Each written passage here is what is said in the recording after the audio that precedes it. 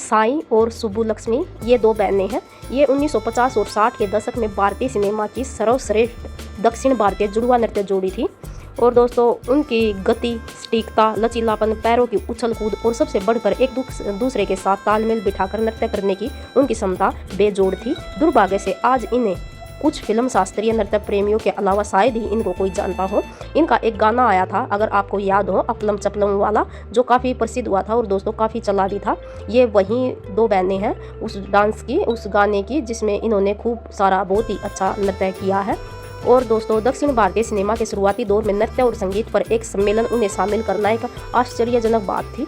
2011 में भारतीय सिनेमा में शास्त्रीय नृत्य पर एक भारतीय अखबार में दोस्तों आई थी इनकी खबर, दोनों बहनों की, और इनका जिक्र भी हुआ था। गायब होने से पहले इन्होंने सिर्फ हिंदी फिल्मों आज़ाद और चोरी चोरी में ही नृत्य किया था, लेकिन ब्लॉगर और नृत्य प्रेमी जैसे दोस्तों इन्होंने बहुत ही अच्छा डांस किया था, जिन्होंने वर्षों से इन बहनों के फिल्मी नृत्य दृश्यों का आनंद लिया और दोस्तों और उन्हें संजोया। बेहतर जानते होंगे आप सब्बू साई और सुब्बुलक्ष्मी को। ये भरतनाट्यम में पारंगत थी और तमिल सिनेमा में उनकी सबसे ज़्यादा उपस्थिति थी। इन्होंने 13 फिल्मों में काम किया था, लेकिन उन्होंने कथक और लोक शैलियों में भी प्रदर्शन किया था और अन्य क्षेत्रीय भाषा और हिंदी फिल्मों में भी नृत्य किया था और वे वाकई शानदार थी। 2010 में दोस्तों सई फुटपाथ में सई सुब्बुलक्ष्मी के बारे में एक बात और सामने आई थी, जिस पर सई के भतीजे और बेटे ने कुछ बात कही थी। उन्होंने पाठकों को उन फिल्मों के बारे में बताया जिनमें दोनों ने नृत्य किया था, पारिवारिक संबंधों के बारे में बताया कि उन्होंने श्री मुथुस्वामी पिल्लई से भरतनाट्यम सीखा था, ये उनके गुरु थे मुथुस्वामी पिल्लई। और यह दुखद समाचार भी दिया दोस्तों कि सई का 2010 में निधन हो गया। उस समय मुझे दोस्तों मुथुस्वामी पिल्लई कौन थे और दोस्तों ये क्या करते थे? ये एक दोस्तों डांसर थे जो इनके गुरु थे, जो इन्होंने को डांस सिखाया था, कथक। लेकिन दोस्तों मुथुस्वामी ने 1938 के आसपास फिल्मों के लिए कोरियोग्राफी शुरू की थी, लेकिन कुछ साल बाद ही पीए पेरियानाइकी से एक सुखद मुलाकात ने उन्हें उन युवा लड़कियों से परिचित कराया जो आगे चलकर उनकी स्टार छात्राएं बनी, जिन्होंने दूर दूर तक प्रदर्शन किया और अपने समय की सबसे व्यस्त कलाकारों में से एक रही। सई और सुब्बुलक्ष्मी फिल्म नृत्य कलाओं का परिचय दिया था। यहाँ दोस्तों सई सुब्बुलक्ष्मी की प्रतिभा का जश्न मनाया था। उनके सभी ज्ञात फिल्मी नृत्यों का प्रदर्शन करा था। मॉडर्न थिएटर्स द्वारा निर्मित फिल्म इन बावली के लिए BS सरोजा के नृत्य निर्देशन के द्वारा उनकी मुलाकात अपनी स्टार शिष्याओं सई और सुब्बुलक्ष्मी से हुई। सई की मां पीए राजमणि और उनकी मौसी पीए पेरियानाइकी मद्रास सिस्टर नामक एक लोकप्रिय जोड़ी थी, जो कर्नाटक गायन प्रस्तुतियां देती थी। दोस्तों पार्श्व गायिका के रूप में फिल्मों में प्रवेश किया था। सलेम में उनकी मुथुस्वामी पिल्लई से मुलाकात हुई और उन्होंने उनसे अपनी भतीजी सई और अपनी चचेरी बहन सुब्बुलक्ष्मी को नृत्य सिखाने का अनुरोध किया। सई जो दोनों में लंबी और कुछ बारी थी।